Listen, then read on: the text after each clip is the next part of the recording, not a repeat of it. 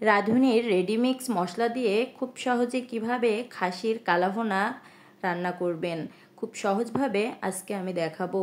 এবং অনেকে মনে করেন যে কালাভুনা রান্না করা খুবই কঠিন, কিন্তু আমি আজকে খাসির কালাভুনা রান্না করব এবং খুব সহজভাবেই রান্না করব আর আপনাদের সঙ্গে শেয়ার করব। আপনারাও খুব সহজভাবে ভিডিওটা দেখে রান্নাটা করে নিতে পারেন।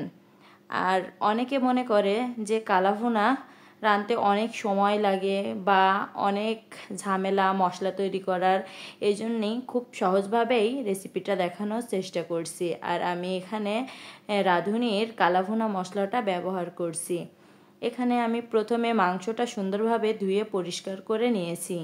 নিয়ে তারপরে এখানে আমি তেল নিয়েছি। তেলের ভিতরে তেলটা হালকা গরম হলে তেলের ভিতরে পেঁয়াজ বাটা, রসুন বাটা, আদা বাটা এবং লবণ পরিমাণ মতো, হলুদের গুঁড়া পরিমাণ মতো, ধনের গুঁড়া পরিমাণ মতো, জিরার গুঁড়া পরিমাণ মতো এবং মরিচের গুঁড়া পরিমাণ মতো দিয়ে সব কিছু দিয়ে আমি সুন্দরভাবে মশলাটা কষিয়ে নেব।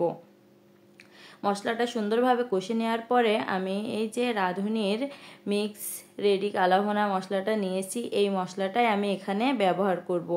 আর এখানে আমি খুব বেশি দেব না, পরিমাণ মতো মশলাটাই দেব এখানে, যতটুকু আমার প্রয়োজন। আপনারাও আপনাদের প্রয়োজন মতো মশলাটা দিয়ে নেবেন। দিয়ে আমি সুন্দরভাবে মশলাটা কষিয়ে নিচ্ছি। সুন্দরভাবে মশলাটা কষিয়ে নিতে হবে, তাহলে রান্নাটা আরও টেস্টি হবে। আমি এই যে মশলাটা সুন্দরভাবে কষিয়ে নিতে নিতে এর ভিতরে এলাচের ফল এবং গোলমরিচ আর ডালচিনি দিয়ে নিচ্ছি। দিয়ে সুন্দরভাবে আবার মশলাটা আমি নাড়াচাড়া দিয়ে কষিয়ে নেব। তারপরে মশলাটা কষানো হয়ে গিয়েছে, এবার আমি মাংসগুলো দিয়ে নেব। মাংসগুলো সম্পূর্ণ মাংস দিয়ে আমি সুন্দরভাবে মাংসগুলো নাড়াচাড়া করে মশলার সঙ্গে মাখিয়ে নেব, যাতে মশলাগুলো মাংসর ভিতরে সুন্দরভাবে ঢুকে যায়। আর যতক্ষণ পানি থাকবে ততক্ষণ পর্যন্ত নাড়াচাড়া করতে হবে। এই যে নাড়াচাড়া করে আমি একদম পানিটা শুকিয়ে নিয়েছি। এই পর্যায়ে এসে আমি মাংসটা সিদ্ধ হওয়ার জন্য পানি দিয়ে দেব। এই যে পরিমাণ মতো পানি দিতে হবে, যাতে মাংসটা সুন্দরভাবে সেদ্ধ হয়ে যায়। আমি আমার পরিমাণ মতো আমি পানিটা দিয়ে নিলাম, যাতে মাংসটা সুন্দরভাবে সেদ্ধ হয়ে যায়। তারপরে আমরা অপেক্ষা করব এই পানিটা সম্পূর্ণ শুকানোর জন্য। তারপরে এই যে আস্তে আস্তে পানিটা শুকিয়ে গিয়েছে, আমি একদম মাংসটা দেখেন তেল ছেড়ে দিয়েছে। নাড়াচাড়া করতে করতে একদমই আমি পানি শুকিয়ে ফেলাইছি। এভাবে নাড়াচাড়া করতে হবে যাতে নিচেই ধরে না যায়, কারণ নিচেই যদি পোড়া লেগে যায় তাহলে খেতে কিন্তু ভালো লাগবে না। এই জন্যই বেশি নাড়াচাড়া করতে হবে। এ পর্যায়ে এসে আমি আবারও পানি দিয়ে দিচ্ছি। এবার আমি এখানে বেশি পানি ব্যবহার করব না, অল্প পানি দেব, যাতে মশলাটা সুন্দরভাবে আবার মাংসটা সিদ্ধ হয়ে যায় এবং মশলাটাও সুন্দরভাবে মাখো মাখো হয়ে যায়।